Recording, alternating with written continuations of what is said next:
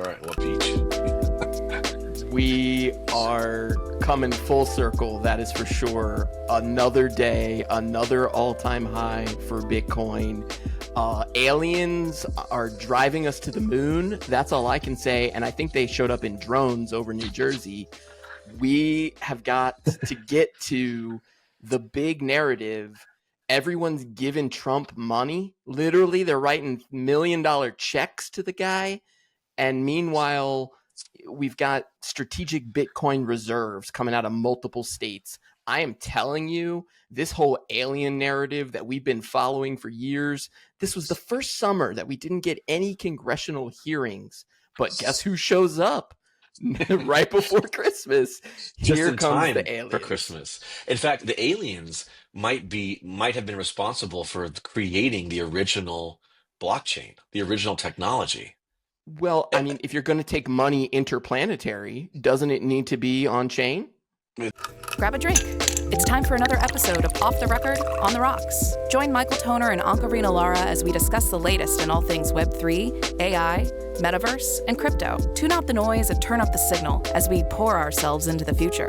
Better make mine a double. Exactly. And if that's going to be immutable as you're going outside of gravitational pulls, as you're going into a weightlessness, you're not carrying, we talked about these exact words 2 years ago, you're not carrying duffel bags of cash to your orbital or to the moon or to Mars or to wherever. You're just not.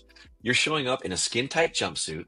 You're going to look like one of the Moonraker elites who are on Drax's ship, real svelte, nice gold trim with the Puma lines on the side. You're not even going to have a wallet. You're just going to have your eyeballs that you scan into everything you look at to get in and out of stuff, and you're going to transact on chain. And the aliens know this, and Elon Musk knows this, and now apparently Donald Trump seems to know this. And it seems kind of like Senator Loomis knew it, because Senator Loomis had been pushing for a strategic Bitcoin reserve at a federal level. But as soon as she takes off that little hat, she's going to have two little antennas, because if now Georgia is going to create a state-specific Bitcoin reserve, not to be outdone, fast follow this morning, I sent you the link, Texas and Pennsylvania just stepped into the light and said, we're doing state-specific Bitcoin reserves. So this is starting to catch that momentum that we were talking about. There's a precipice that this all has to get to. And we're either going to jump off and fall, or we're going to jump off and just soar. And I feel like we're at the precipice. I want to take a moment.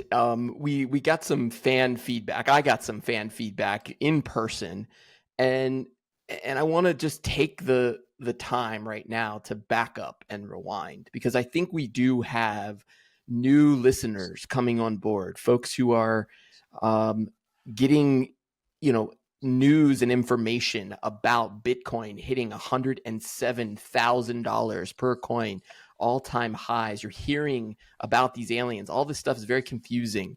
It makes no sense. And we're kind of joking about it here as we come into this intro, because we've been talking about this stuff for years now. This when you start to piece it apart, the narrative may seem muddy and murky and confusing.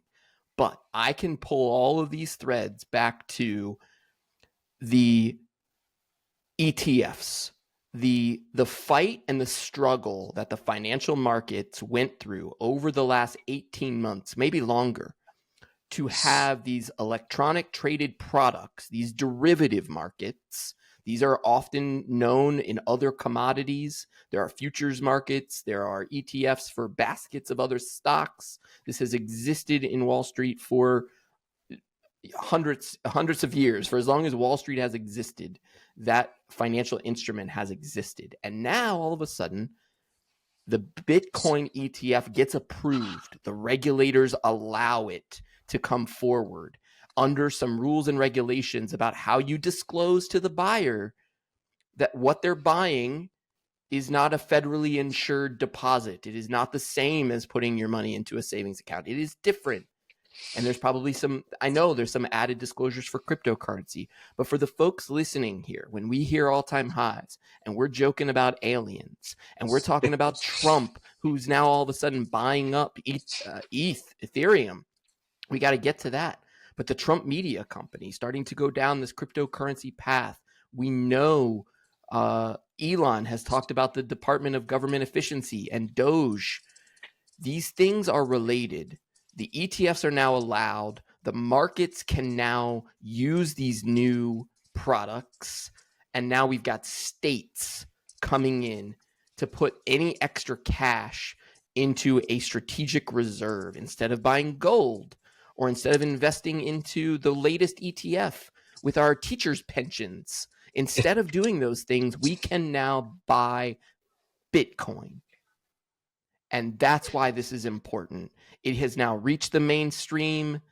The price is going up. Of course it is, because the market cap, as I've said for a couple of episodes now, you're not thinking big enough. So I will get off my rant, but try to pull it back to why the average dad here listening to the show should care about where their retirement money and how much of their portfolio is allocated to these new crypto products. Yeah, and it's a good segue because it kind of catches us at the contemporary.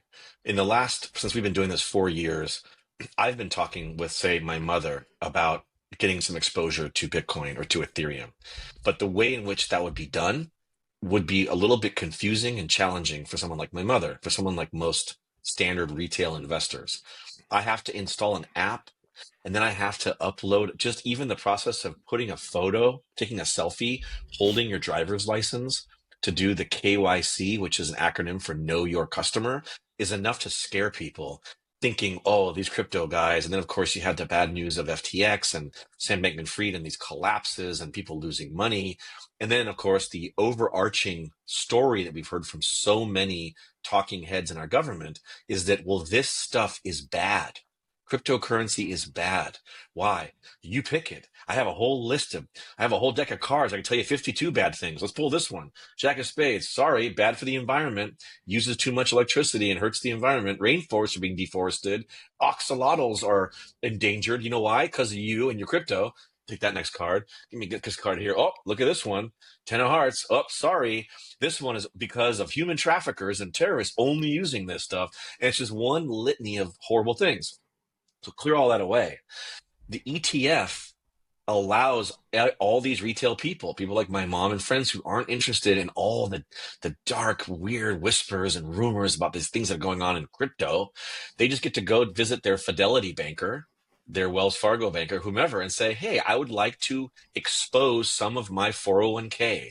I'd like to expose some of my Roth IRA the same way you would expose it to a tech stock or innovation stock, which is considered risky. I'll get some Ethereum. But for all of our listeners, if you're getting ETH and you're getting Bitcoin and it has the letters ETF after it, which is electronically traded fund, right? Or ETP, which is electronically traded product, you don't actually own the crypto. It's the same way you go into a bank and say, I want to buy some gold. Well, they don't actually hand you a bag of sovereign coins or dust. They give you a little paper receipt that says, congratulations, Mr. Toner, you have this much, you have $100 worth of gold. And so as long as you are comfortable exposing yourself to these markets and not actually having 100% ownership of it, then you're fine. It's not like I have a bunch of Tesla stock bonds in a stack in my bedroom, the same way I don't have a bunch of bags of gold, but I own Tesla stock and I own gold. So similarly, you own some Bitcoin, some Ethereum, you have a piece of paper that tells you that you have it when you get from the bank. So just as a level set, to actually go and get the real thing, it isn't more complicated. You do have to do a little education. There's plenty of good videos. You can go for that. But also there is an arrested progress moment, because the laws of the psychology of the markets are, well, if it's too expensive, like Bitcoin's at how much? 108,000? ETH is what? 4,000? Oh, see, I don't have 4,000. I don't have 107,000. So I can't go get an ETH or a Bitcoin. But just like gold, you're not buying the bar of gold weighed in troy ounces and it's like $4,000 a troy ounce. You're just getting a fraction of it. Well, you get a fraction of Bitcoin. You own $100 of Bitcoin. So to all of our listeners, not financial advice, getting yourself exposed to this, would seem like a good thing at this day and age, because all of a sudden, everyone and their mother literally is talking about it and wants some. So there's no good time to just get yourself, a little taste of it. You don't have to go nuts and mortgage the house. You can literally spend $10 on Cash App and get $10 worth of Bitcoin, and it takes you about 10 minutes. Yeah, I think that that's the main takeaway here. Not financial advice, but being open and ready, willing, and able to explore a new asset class. That's it. And it's not new. I mean, that's the other thing, is like, it's not new. It's just now being ushered in by Wall Street, by the mainstream. And look, I think that if you're watching, which we've been watching BlackRock buy massive truckloads of Bitcoin. We're watching Michael Saylor single-handedly drive the market cap of MicroStrategy into the stratosphere. Yeah, you want to jump in on Michael Saylor? I mean, this guy is Michael Saylor. He just announced yesterday. I sent you that thing where they just bought another tranche of millions of dollars of Bitcoin at $100,000 price point. Like, there's nothing about this psychological ceiling of 100,000 that has anyone who knows, you, me, Michael Saylor, that like this is just the first train station stop on the way to Xanadu. I mean, this is literally stop number one. And then Michael Saylor says, it's not even that big of a deal. I'm going to buy a whole bunch more because he knows where it's headed in the next 5 years. Look, let's take this a little bit, because one of the things that I don't think people are understanding here is that this Bitcoin strategic reserve that you are starting to hear about in the mainstream news, it will drive demand if the US government starts in a transparent way setting up a wallet to hold billions of dollars worth of Bitcoin. Because not just the United States can access this reserve. It is a global currency in that way, a global store of value that other countries can now participate in. So we're not talking about the market caps of Google and Apple and Amazon. We're talking about the market capitalization of the United States of America, the market capitalization of Germany, who now famously sold their Bitcoin at 60,000, 69,000 on the way up, and has now cost what their strategic reserve could have been, billions of dollars in added value. That mentality and understanding the scale that Bitcoin can go to, even though there are only 21 million Bitcoin, its ability to be infinitely fractionalized, decimated into these tiny dust particles, these little Satoshis, it will become a global store of value one way or another.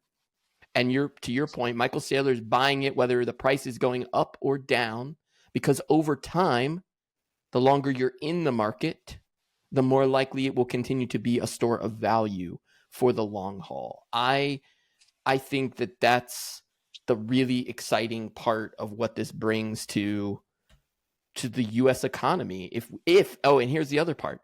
And the other thing Michael Saylor is doing is, once you have Bitcoin and you have it in a wallet, this idea of decentralized finance, the ability to borrow against an asset to go buy other assets as long as you pay back the loan. Well, guess what? Who's the bank? Bitcoin's the bank. We all are carrying around a bank in our pocket. If you have an iPhone with a wallet attached to it, this is your bank. And that what you just said, to key in on two things there. One of the themes, maybe three things. One of the themes that we talked about a lot lately, it was in the news, and these words were words that were being thrown around this year. The word was de-dollarization, and that there were these great concerns that there would be efforts to de-dollarize the American dollar around the world. So how does that manifest? So we saw the BRIC countries started acting like sort of scoffing at the US and saying, we don't have to transact in American dollars. We're the BRIC countries. We're going to do a Brazil to Russia deal in rubles. So take that. Like, they started kind of acting out, if you will, against these sanctions that the United States imposes on the world, which is, you use our American money or we're going to come and beat you up, basically. We're going to bully you. And so there are plenty of countries we can list off. We can start talking about Brazil, about Russia, about China, Ukraine. We can add the countries that aren't involved in any kind of hot zones right now. You can talk about Venezuela and other countries that have really tripled down on Bitcoin, where those countries have been building up strategic Bitcoin reserves. Have they been calling it that? Of course not. But effectively, that's what it is. Because if you're sanctioned against the government for not using American dollars, you need an alternative form of value. And I hate to say it, guys, but rubles are not going to cut it. So here's the thing called Bitcoin. And what else is interesting about that? Well, if the United States government now is coming around and saying, we're no longer scared of this. We have been acting like we are scared of it. We've been using the SEC and Gary Gensler as an apparatus of punishment and regulation to basically give guidelines to the markets by giving people parking tickets. Here's $1 million parking ticket, Kim Kardashian. So sorry you parked that post on Twitter for too long, or whatever it was, right? Just enforcing with regulation. It's not good. So we're kind of running away from the idea. We should be embracing it, everyone says in the crypto community, right? Well, as soon as the United States says we are making a strategic Bitcoin reserve at a federal level, and then if every one of our states follows, over time, right, everyone is finally going to acquiesce. It's the question of just when, it's not if. Then everyone in the world is going to want that thing that Americans want and love so much. It was American dollars before, and guess what? You run around most of the world with American dollars, you can usually transact value. No one ever says no to American dollars. Well, we're getting this close to now not only the United States saying that Bitcoin is like an American dollar, because my guess is the strategic Bitcoin reserve will have Bitcoin as well as cash together, right? You want to have that commingled. So it's nice, one nice American Bitcoin narrative. And now when every other country in the world starts wanting to load up on Bitcoin, there'll be a new Michael Saylor minted in every country, which if you follow common sense guidelines of economics over time, that's only going to drive the price higher and higher over time. So when you see these major moves, to me, it starts to get to this point where, like you said, those quadrillion Satoshis, right? Just so everyone understands, a dollar has 100 pennies. A Bitcoin has 1 quadrillion Satoshis, right? It has 1000, comma 000, comma 000, comma 000 cents, if you will, right?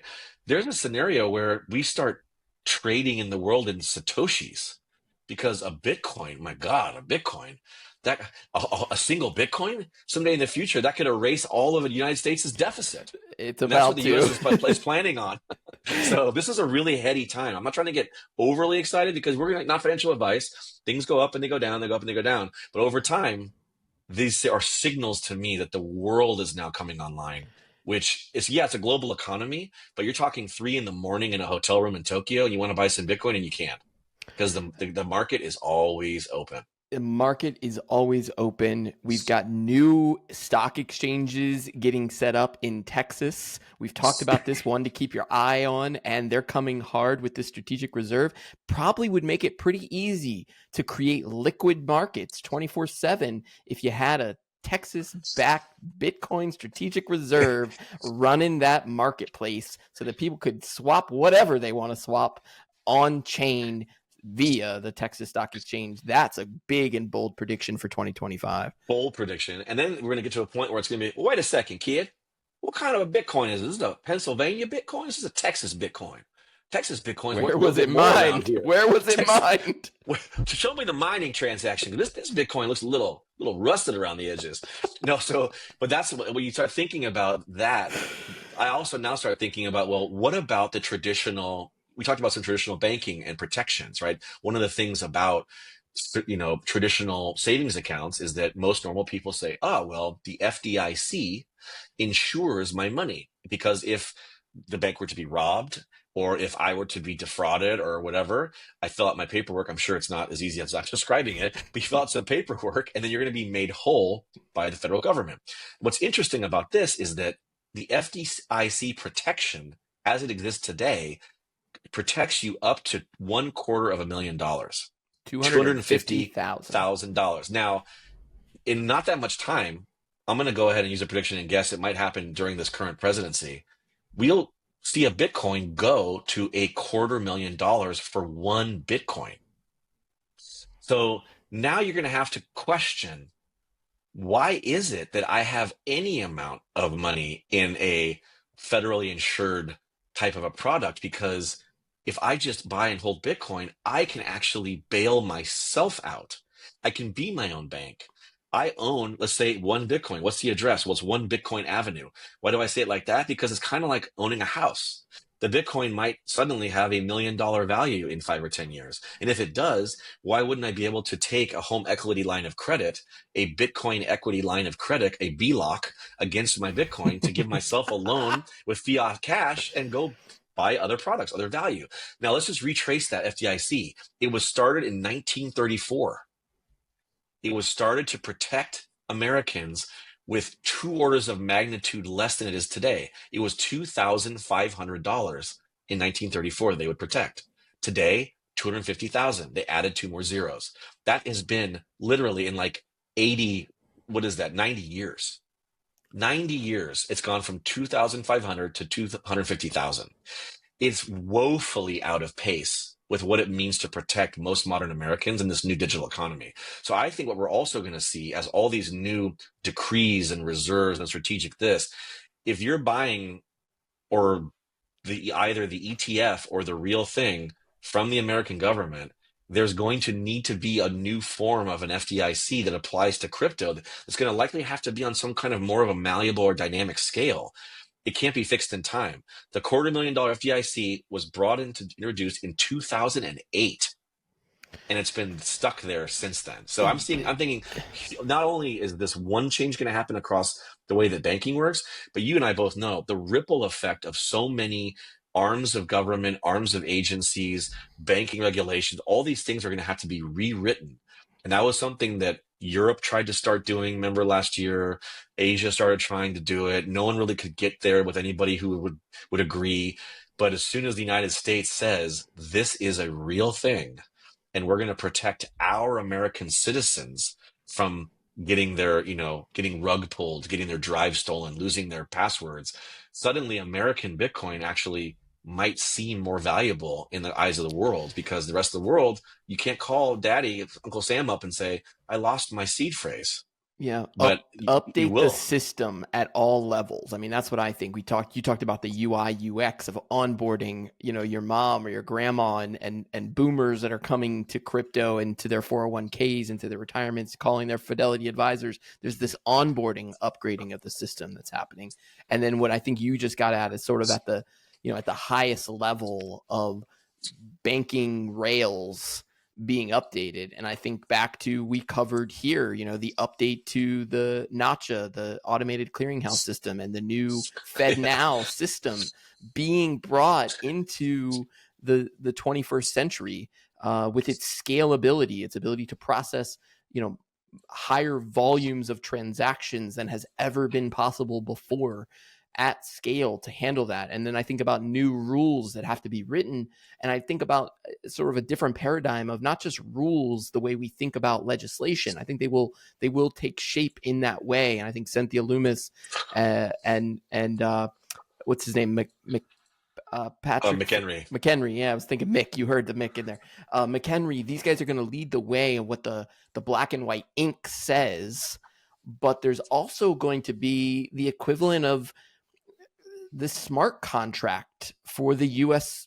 Reserve, of like whatever that contract is, whatever that legislation is. The moment you put it on chain, there is some level of transparency that says, it's going to be paid back at a certain interest rate, right? If you borrow from the Bitcoin Strategic Reserve, it must be paid back at a 2% interest. I'm making this up, but those rules can be programmed into the contract. This idea of a decentralized autonomous organization, a DAO, which never popped as high as you predicted. I remember you thinking this whole DAO was going to really take off, and we saw people starting to toy. We talked about credit unions and membership-owned organizations. Well, isn't the American government the ultimate example of a membership-based organization?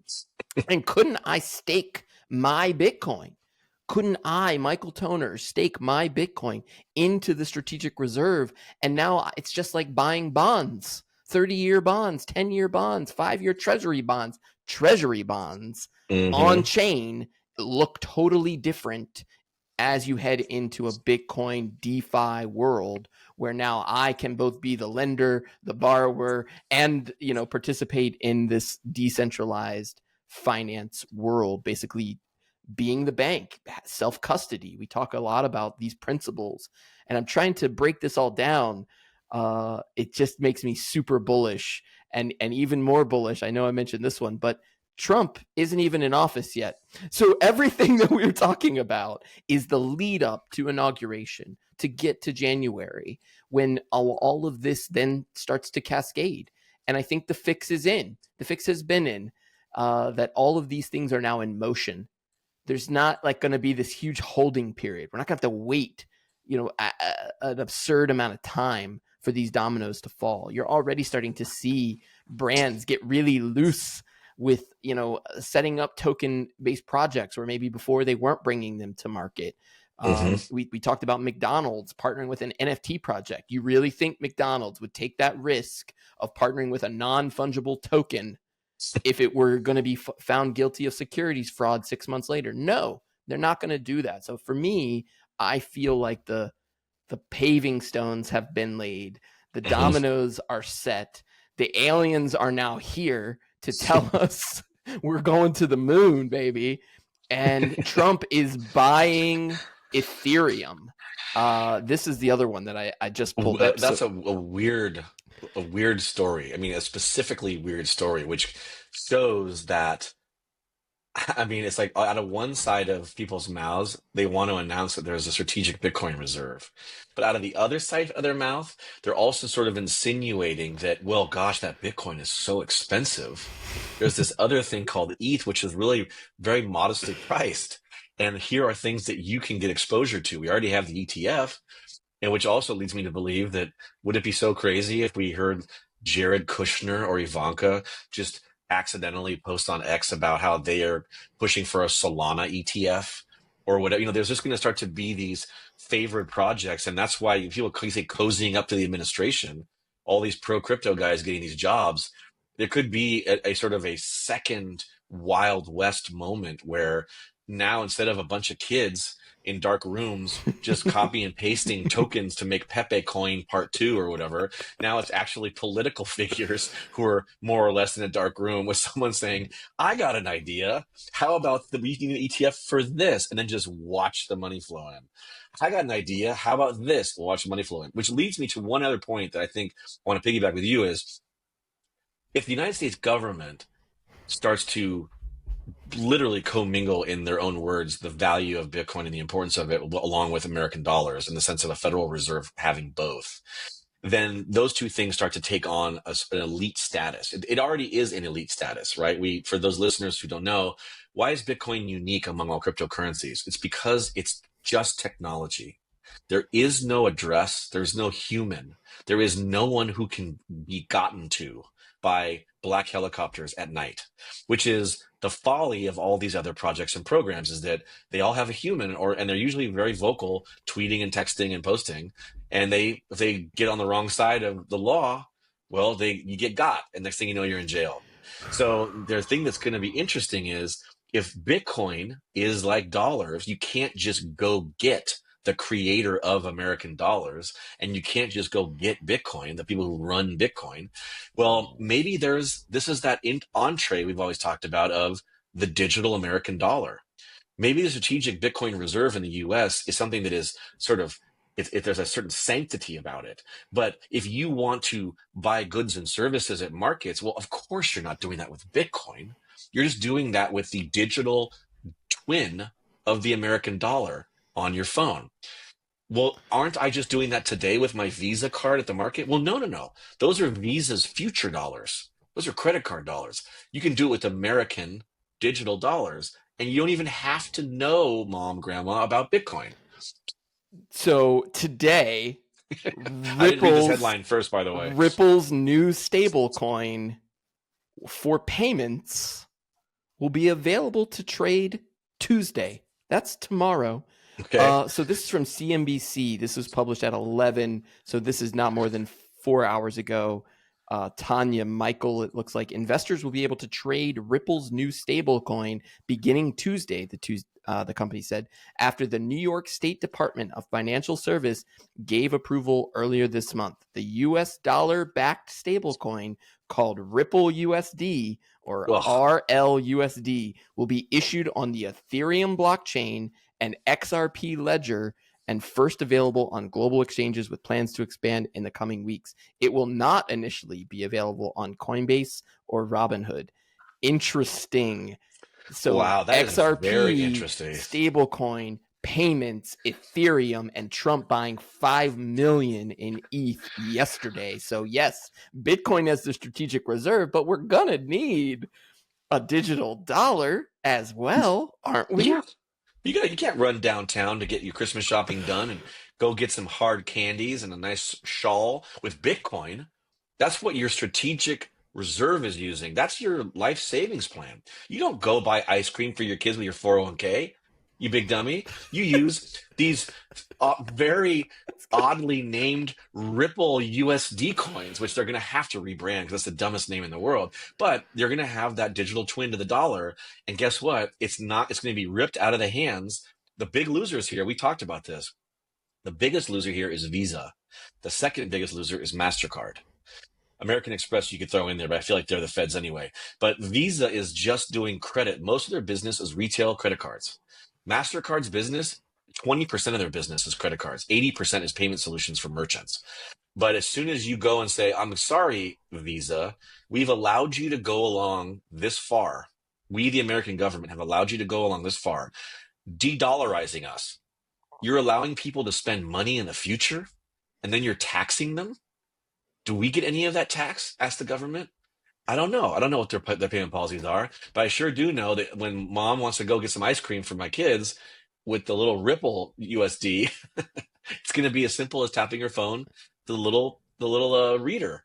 It's not going to be complicated. Did you see? I'm looking for this right now, but this was like last week, the Senate Judiciary Committee holding a hearing entitled "Breaking the Visa Mastercard Duopoly, Bringing Competition and Lower Fees to the Credit Card System." This is the Credit Card Competition Act, the CCCA, legislation by committee chairman Richard Durbin, you'll remember that name, and Roger Marshall, a Republican from Kansas, that would require the largest credit card issuing financial institutions, those with assets over $100 billion, to enable at least 2 unaffiliated credit card networks to be used to process credit card transactions. Like basically they're going to need the Mint Mobile of credit cards running on the Visa payment networks in order to create competition, in order for them to even stay in business, or the feds and the regulators are saying, wait a second, guys.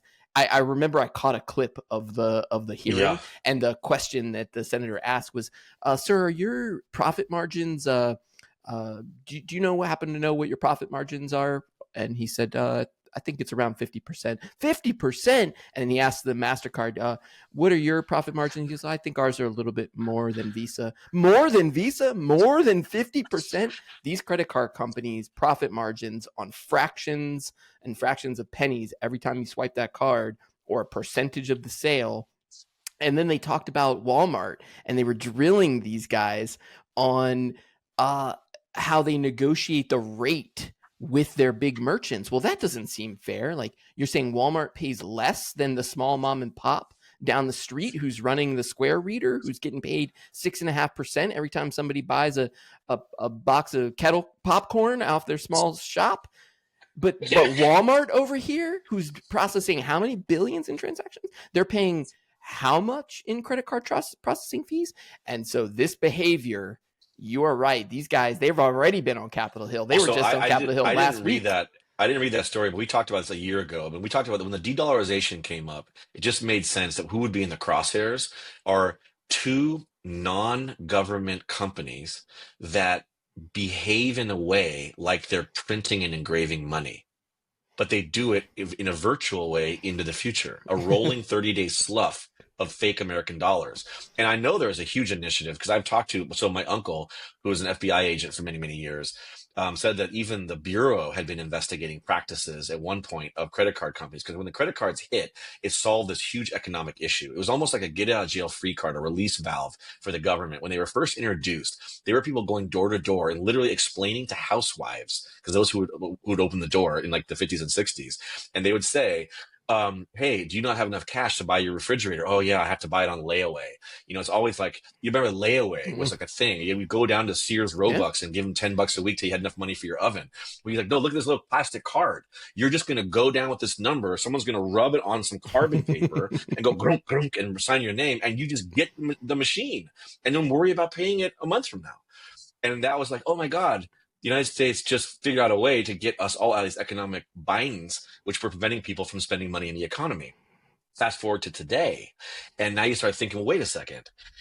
What it almost sounds like all these guys coming in, the way they're going to Google and saying, Google, so sorry, you have a monopoly on some stuff. You got to sell Chrome.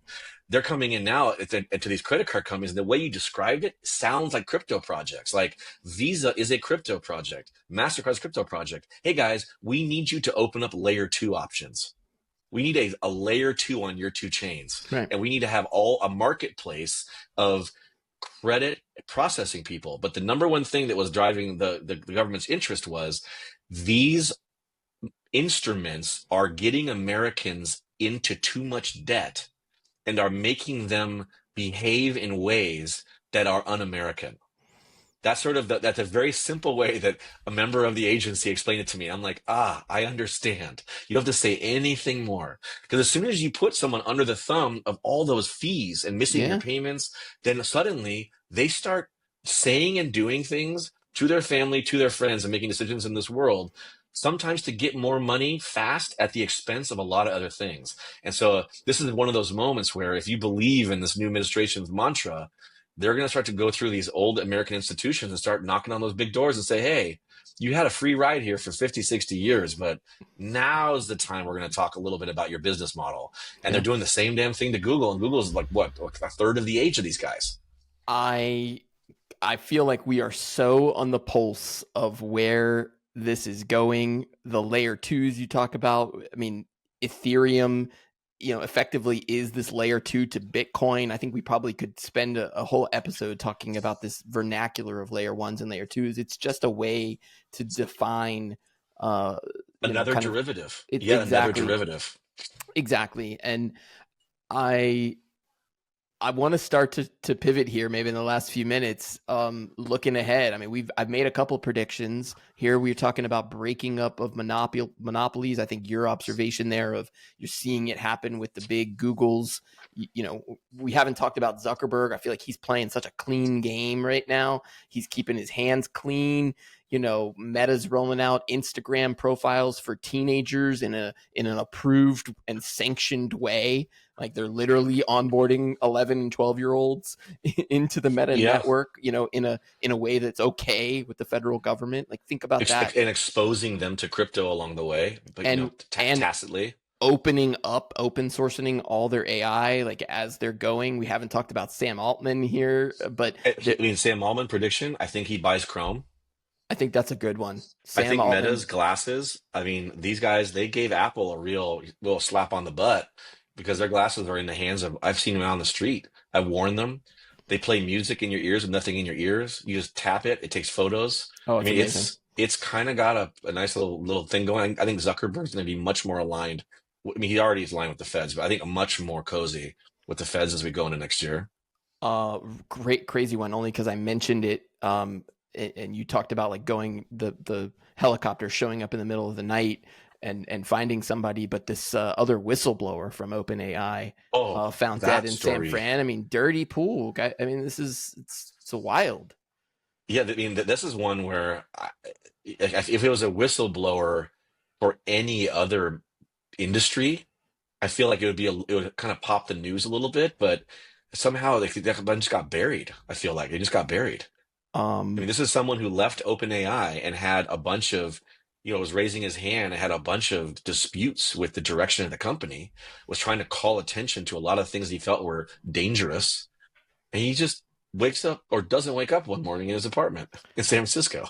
I mean, yeah, I think Coincidence? Sam Altman, OpenAI, Elon, the intersection of crypto and AI, and then you hear Google just in the same, I mean, this is a good one to get to, but in nearly the same breath as Sundar is saying that AI is slowing down. In the very next breath, they release their quantum computing chip that can process quadrillion problems that would have taken a normal supercomputer 10 years to do. It can do it in a fraction of a second. And then you started to hear at least a little bit of concern around quantum computing and cryptography and the ability for these new quantum computing engines, supercomputers, to decrypt a Bitcoin wallet or an encrypt hashed key, or be able to combine the private key and the public key. Right. And then in the same breath that I saw that, I was like, oh, well, that explains why BlackRock just shuffled, all $100 million worth of Bitcoin into 1,000 disparate wallets, because if all of a sudden quantum computing maybe is a risk into the cryptography and the security of these wallets, well, wouldn't it stand to reason that they can't get into 1,000 of them? They maybe get one, but not all of them. Yeah, that was another interesting move. But I think that AI slowing down in one breath, quantum computing cracking blockchains in the other. It's like oxymoronic at best. I think another prediction: Michael Saylor, of all people, could be tapped to lead the Strategic Bitcoin Reserve Initiative. If he's the person who has the most Bitcoin and is public about it, he might be a good person to ask questions about if you're going to build a reserve. Look, we called one. Let's get one quick one. I know we're running late on the show, but we called it for the full moon, the full cold moon on Sunday. Right on time. In 4K ETH, and bang, it happened. Also coinciding with government buying $5 million worth of ETH, so that's also nice. I think we're also going to see an alignment with countries that have stated that Bitcoin is an official currency of theirs, that Venezuela and the President Bukele might suddenly have a new seat or a new opportunity to influence a lot of this global crypto policy. Because, hey, if you're a country that went full Bitcoin, you probably have a lot of learnings. There are a lot of ups and downs with that. Yeah. Remember, they had Chivo wallets and there was some hack and there was this thing, and you got to find your way. It's a bumpy way, but they're finding it, and they're using their natural resources to mine it, which is also kind of a novel idea, which gets back to prediction. I think the same way that Spirit Halloween stores just open up and defunct old Borders, Music and More, and like random Rite Aids, and sell like nasty skeletons for a few months. Similarly, why don't these giant banks with vaults and cooling systems that have no money in them just become giant server farms to run strategic reserves for these states or these cities? I think we're going to start to see the what would you call it? It's like the civic building, the urban planning, all that stuff that was created to create these urban centers that have kind of gone derelict in some cities as people move to the suburbs. Well, now suddenly the urban center might become the new tech hubs, where now all the innovation is happening. These giant old buildings that used to be burned out with broken windows, well, now there are no windows and they're humming because there's so many machines running in there just mining Bitcoin. And suddenly now there's fun restaurants nearby and different things because people are coming down to check in and buy a few Satoshis as they go get their ice cream when they go shopping for Christmas at the Bitcoin ATM. There's going to be this interesting, I think, social change about how we think of these giant buildings that make up a lot of our urban centers that just are not very functional for most normal people. You have just made a great list of predictions as we, I think, maybe winding out 2024. There's a good chance we might get one more in before the new year. But if not, we will revisit this episode and we will figure out Strategic Bitcoin Reserve, banks with Bitcoin mining machines in them, and watch Sam Altman buying Chrome. If any one of these comes through, but if all of them do, all of them do, I'm going to go buy some Bitcoin. Not financial advice, but we got to squeak one more in before the end of the year because it's always fun to have a little eggnog and catch up with you. I look forward to the next conversation. All right, we'll do it again. That's all the time we have for this episode of Off the Record on the Rocks. Join us next week for more news on all things Web3. Check, please.